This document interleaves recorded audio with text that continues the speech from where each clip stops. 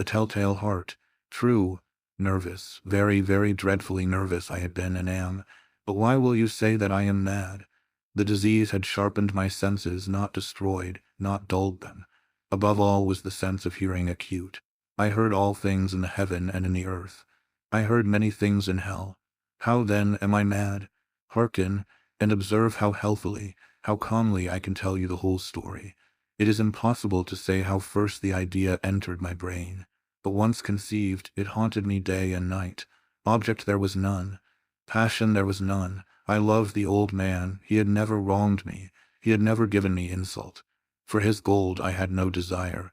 I think it was his eye. Yes, it was this. He had the eye of a vulture, a pale blue eye with a film over it. Whenever it fell upon me, my blood ran cold, and so by degrees, very gradually, I made up my mind to take the life of the old man, and thus rid myself of the eye forever. Now this is the point. You fancy me mad. Madmen know nothing. But you should have seen me. You should have seen how wisely I proceeded, with what caution, with what foresight, with what dissimulation I went a work. I was never kinder to the old man than during the whole week before I killed him. And every night about midnight, I turned the latch of his door and opened it. Oh, so gently. And then, when I had made an opening sufficient for my head, I put in a dark lantern, all closed, that no light shone out, and then I thrust in my head. Oh, you would have laughed to see how cunningly I thrust it in. I moved it slowly, very, very slowly, so that I might not disturb the old man's sleep. It took me an hour to place my whole head within the opening so far that I could see him as he lay upon his bed. Would a madman have been so wise as this? And then, when my head was well in the room, I undid the lantern cautiously. Oh, so cautiously, for the hinges creaked. I undid it just so much that a single thin ray fell upon the vulture eye. And this I did for 7 long nights, every night just at midnight. But I found the eye always closed, and so it was impossible to do the work, for it was not the old man who vexed me, but his evil eye. And every morning, when the day broke, I went boldly into the chamber and spoke courageously to him, calling him by name in a hearty tone, and inquiring how he has passed the night. So you see he would have been a very profound old man, indeed, to suspect that every night, just at 12, I looked in upon him while he slept. Upon the 8th night, I was more than usually cautious in opening the door. A watch's minute hand moves more quickly than did mine. Never before that night had I felt the extent of my own powers, of my sagacity. I could scarcely contain my feelings of triumph. To think that there I was, opening the door little by little, and he not even to dream of my secret deeds or thoughts. I fairly chuckled at the idea, and perhaps he heard me, for he moved on the bed suddenly, as if startled. Now you may think that I drew back, but no.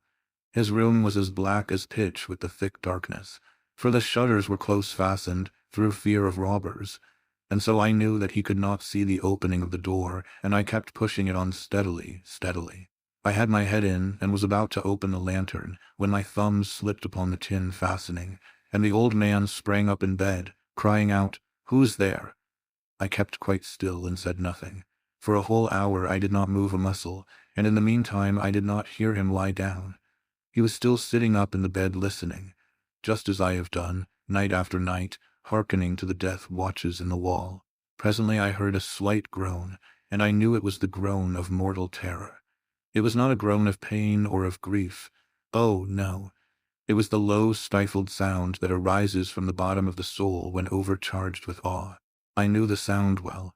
Many a night, just at midnight, when all the world slept, it has welled up from my own bosom, deepening with its dreadful echo the terrors that distracted me. I say I knew it well. I knew what the old man felt, and pitied him, although I chuckled at heart. I knew that he had been lying awake ever since the first slight noise, when he had turned in the bed. His fears had been ever since growing upon him. He had been trying to fancy them causeless, but could not. He had been saying to himself, "It is nothing but the wind in the chimney. It is only a mouse crossing the floor. Or it is merely a cricket which has made a single chirp." Yes, he had been trying to comfort himself with these suppositions, but he had found all in vain. All in vain, because death, in approaching him, had stalked with his black shadow before him and enveloped the victim. And it was the mournful influence of the unperceived shadow that caused him to feel, although he neither saw nor heard, to feel the presence of my head within the room. When I had waited a long time, very patiently, without hearing him lie down, I resolved to open a very, very little crevice in the lantern. So I opened it. You cannot imagine how stealthily, until at length a simple dim ray, like the thread of the spider, shot from out the crevice and fell full upon the vulture eye. It was open, wide, wide open, and I grew furious as I gazed upon it. I saw it with perfect distinctness, all a dull blue, with a hideous veil over it that chilled the very marrow in my bones. But I could see nothing else of the old man's face or person, for I had directed the ray as if by instinct, precisely upon the damned spot. And have I not told you that what you mistake for madness is but over-cuteness of the sense? Now, I say, there came to my ears a low, dull, quick sound, such as a watch makes when enveloped in cotton. I knew that sound well, too. It was the beating of the old man's heart. It increased my fury, as the beating of a drum stimulates the soldier into courage. But even yet I refrained and kept still. I scarcely breathed. I held the lantern motionless. I tried how steadily I could maintain the ray upon the eye. Meantime, the hellish tattoo of the heart increased. It grew quicker and louder every instant. The old man's terror must have been extreme. It grew louder, I say, louder every moment. Do you mark me well? I have told you that I am nervous. So I am. And now at the dead hour of the night, amid the dreadful silence of that old house, so strange a noise as this excited me to uncontrollable terror. Yet for some minutes longer I refrained and stood still. But the beating grew louder. I thought the heart must burst. And now a new anxiety seized me. The sound would be heard by a neighbor. The old man's hour had come. With a loud yell, I threw open the lantern and leaped into the room. He shrieked once only. In an instant I dragged him to the floor and pulled the heavy bed over him. I then smiled gaily, to find the deed so far done. But for many minutes the heart beat on with a muffled sound. This, however, did not vex me. It would not be heard through the wall. At length it ceased.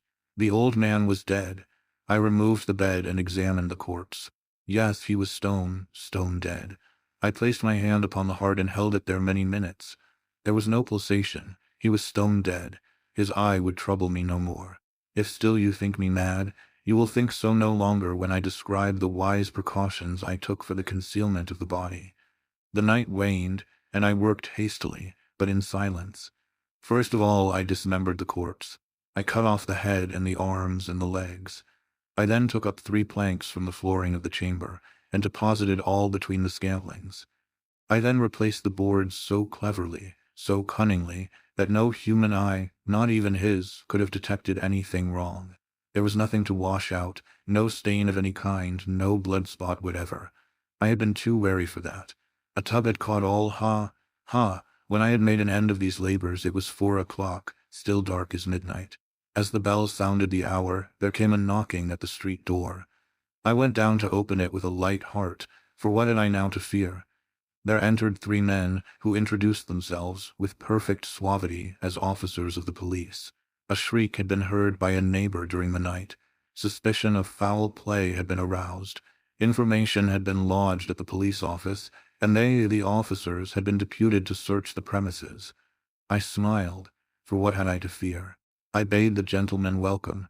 The shriek, I said, was my own in a dream. The old man I mentioned was absent in the country. I took my visitors all over the house. I bade them search well. I led them at length to his chamber. I showed them his treasures, secure, undisturbed.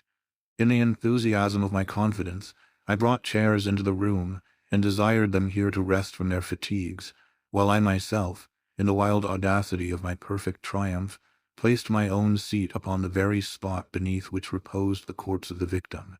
The officers were satisfied. My manner had convinced them. I was singularly at ease. They sat, and while I answered cheerily, they chatted of familiar things. But ere long, I felt myself getting pale and wished them gone. My head ached, and I fancied a ringing in my ears, but still they sat and still chatted. The ringing became more distinct. It continued and became more distinct. I talked more freely to get rid of the feeling, but it continued and gained definiteness. until at length I found that the noise was not within my ears. No doubt I now grew very pale, but I talked more fluently and with a heightened voice. Yet the sound increased, and what could I do? It was a low, dull, quick sound, much such a sound as a watch makes when enveloped in cotton. I gasped for breath, and yet the officers heard it not. I talked more quickly, more vehemently, but the noise steadily increased.